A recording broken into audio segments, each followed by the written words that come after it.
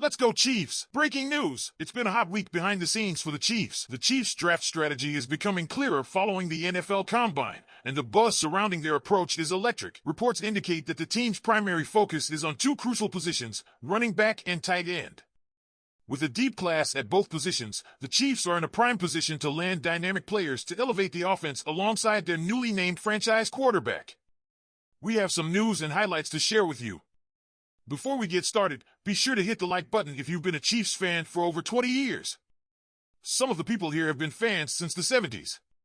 It's great to see you here. This one is going to get everyone talking because there's a big free agency prediction that could change everything. Let's break it down. Stefon Diggs has been one of the NFL's elite wide receivers for most of his career. But now, at age 30 and coming off a tough season, it looks like he could be on the move.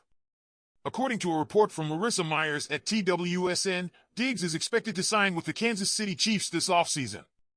If that happens, it could be a game-changer for Patrick Mahomes and his offense. Think about it, Diggs has yet to win a Super Bowl, and Kansas City would give him his best chance to win a ring. The Chiefs are once again among the top Super Bowl contenders, currently holding the second-best Super Bowl 60 odds at plus 700 on FanDuel. Meanwhile, the Houston Texans, where Diggs spent last season, have the 12th best odds at plus 2,800. That's a big hole, and if Diggs wants to win now, the Chiefs make a lot more sense than staying in Houston. From the Texans' perspective, they're a young team that's not ready to compete at the highest level. They have a bright future with C.J. Stroud, but they may need another 2 or 3 years to become serious contenders. Diggs, on the other hand, will be 32 next season. He doesn't fit into their timeline, and if they decide to prioritize younger players, moving on from him would be logical. So where do the Chiefs fit in? It was clear during the Super Bowl that Kansas City needs more weapons at wide receiver. Rashee Rice will be back in 2025, but there are a few major concerns. First, he's recovering from a torn right LCL and hamstring, which means he could miss part of the season and may not be 100% right away.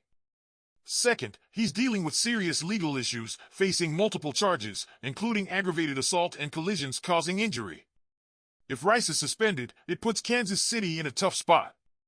That's exactly why signing Diggs would make perfect sense. Sure, he's not getting any younger, but he could still be a difference maker in 2025.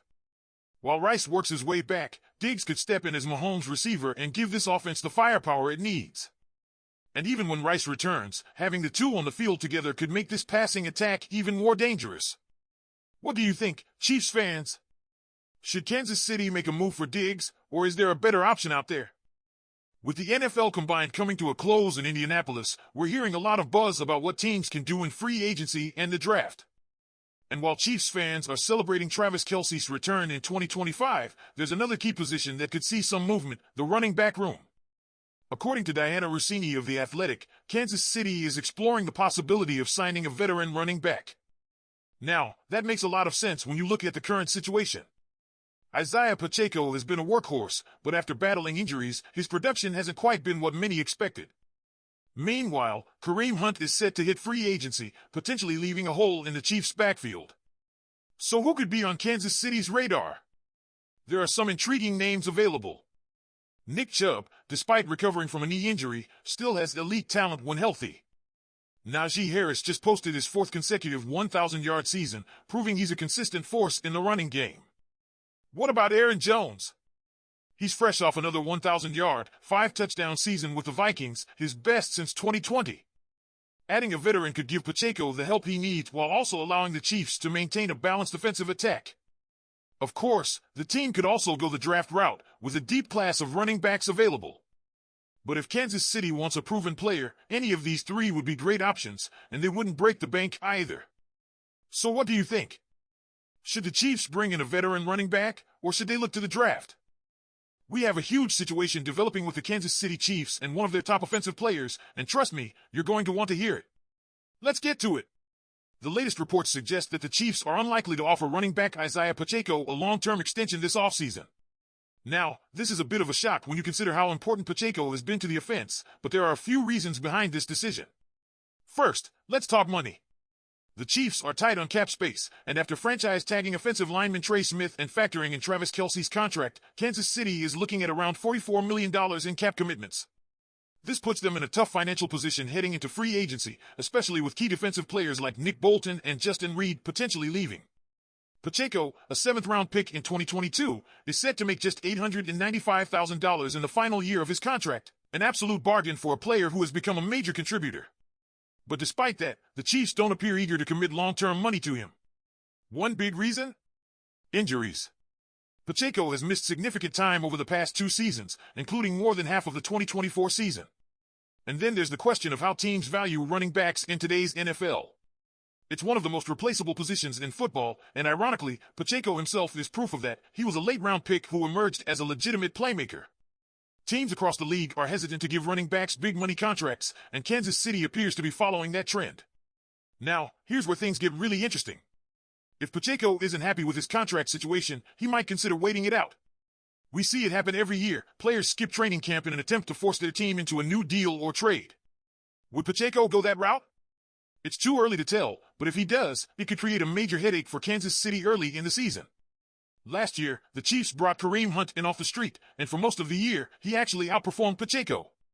That alone may have made the Chiefs hesitant to invest long-term in a running back when they've proven they can find production elsewhere. So now, we turn it over to you. What do you think? Should the Chiefs pay Pacheco, or should they move on and find a cheaper option? We have some big rumors swirling around the backup quarterback position, and trust me, it could shake things up in 2025. Let's break it down. For years, Patrick Mahomes has had a steady presence behind him in Chad Henne, a veteran backup who has played a key role when called upon. But since Henne's retirement, it's been a bit of a revolving door at the QB2 position. Last season, the Chiefs brought in Carson Wentz on a 1-year deal, hoping he could provide some veteran insurance behind Mahomes. Now, it looks like his Kansas City team may be over, and the Chiefs may be looking for a new backup quarterback once again. According to ESPN's Jeremy Fowler, the Cleveland Browns are looking to add a veteran QB this offseason, and Carson Wentz is reportedly on their radar. Other names mentioned include Kirk Cousins and Daniel Jones, but Wentz is an interesting option for teams looking for an experienced signal caller without breaking the bank. Wentz joined the Chiefs last April on a 1-year deal worth up to $3.325 million, with incentives tied to playing time. He only saw action in 3 games, including a Week 18 matchup against the Denver Broncos. Unfortunately, that game didn't go well. Wentz completed just 10 of 17 passes for 98 yards, was picked off 4 times, and struggled to get the offense moving. It wasn't exactly the kind of performance that would make him essential to Kansas City going forward. Looking back at Wentz's career, he's had flashes of brilliance, but consistency has been an issue.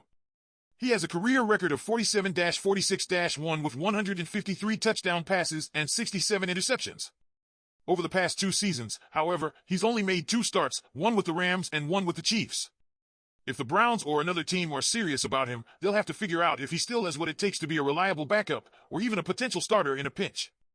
So where does that leave the Chiefs? Blaine Gabbert was the backup before Wentz, but with Wentz likely headed elsewhere, Kansas City may have to look for another veteran to fill in behind Mahomes in 2025. Andy Reid has historically preferred to have an experienced QB in that role, so it wouldn't be a surprise if the Chiefs went after another proven player rather than relying on a younger, untested option.